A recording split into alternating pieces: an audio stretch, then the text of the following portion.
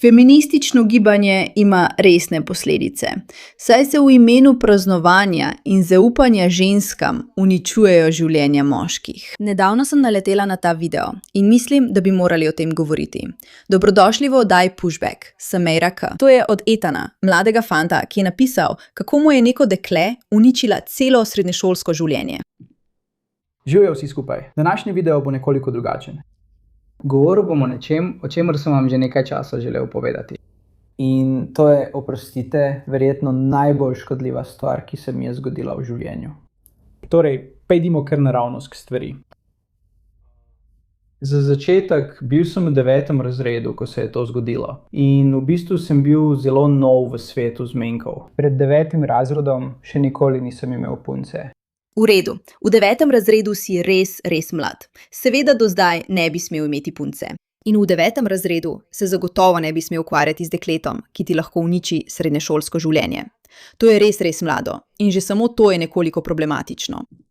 Sicer nikoli nisem bil z nobeno punco. Seveda sem bil zaljubljen, imel sem simpatije že prej, ampak nikoli nisem imel uspešnega razmerja pred tem. Torej, nobene punce.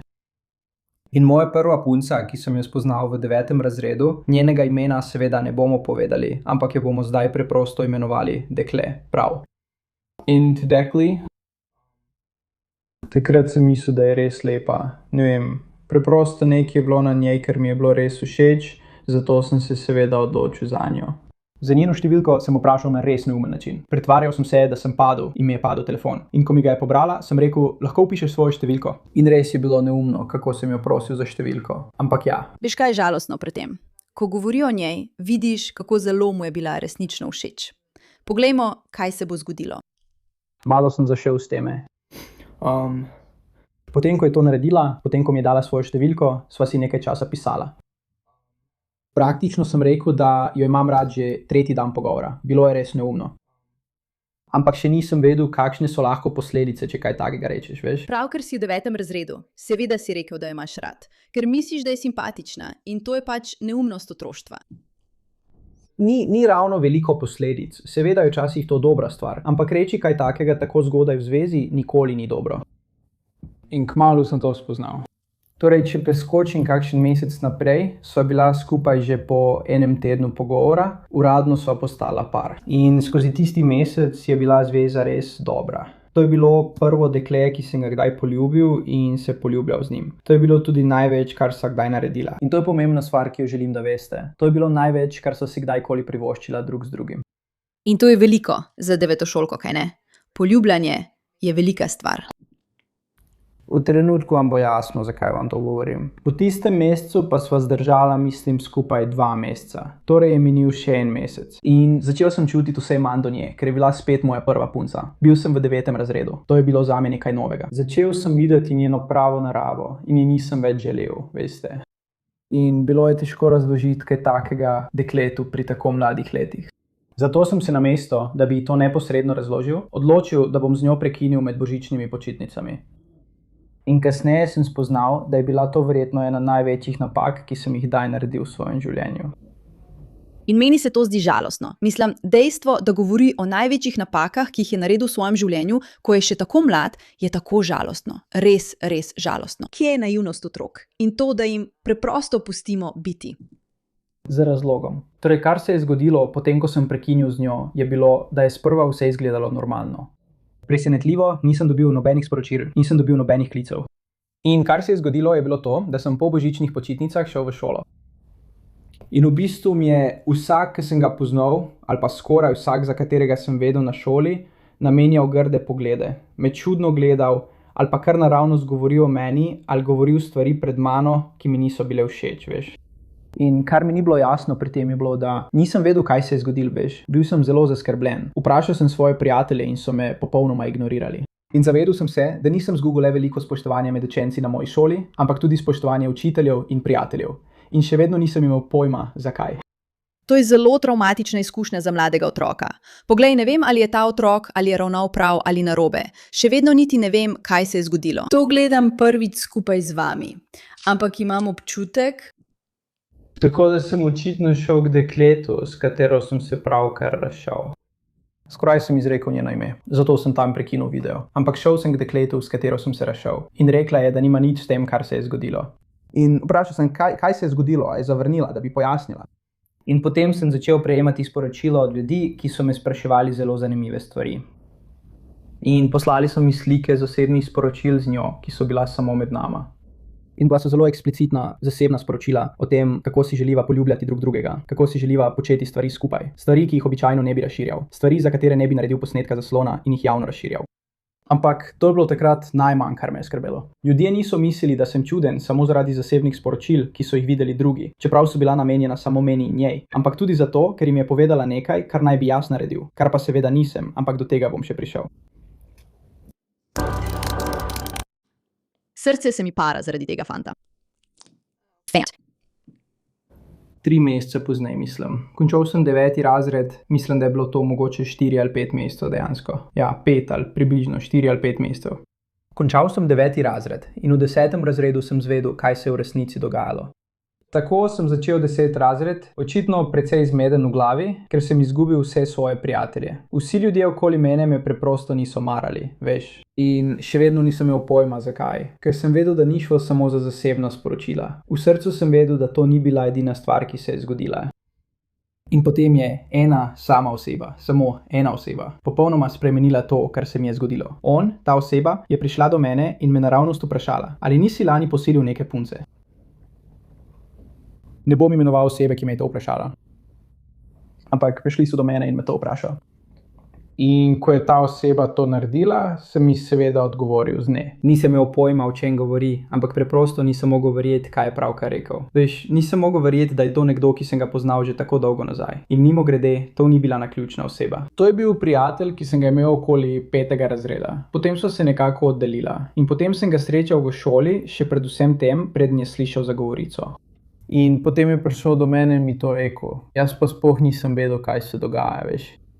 In potem, ko se je razložil, se je izkazalo, da ni verjel samo on, da sem jaz leto prej nekoga posilil, ampak tudi veliko ljudi. Skoraj vsi, ki so poznali to dekle ali so zanjo slišali, so vedeli za to in so mislili, da sem jaz to storil.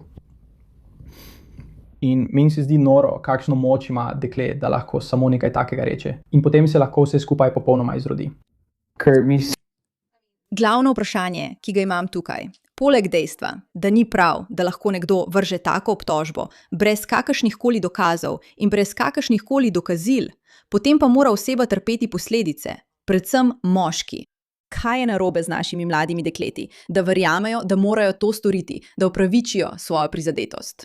Ki je 9-letno dekle dobilo prepričanje, da če pove zgodbo, da jo je ta fant posilil in da sta se zato razšla, ker predvidevam, da je to naredila, bila je prizadeta, bila je užaljena. Kje je to postalo nekaj običajnega? Kako je to postalo nekaj običajnega? In povem vam, to je gibanje Me Too. To je to. To je preprosto šokantno.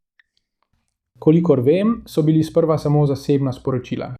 In potem se je to spremenilo v nekaj drugega. Nočem kriviti samo nje za to, ampak nekdo je to spremenil v spolni napad.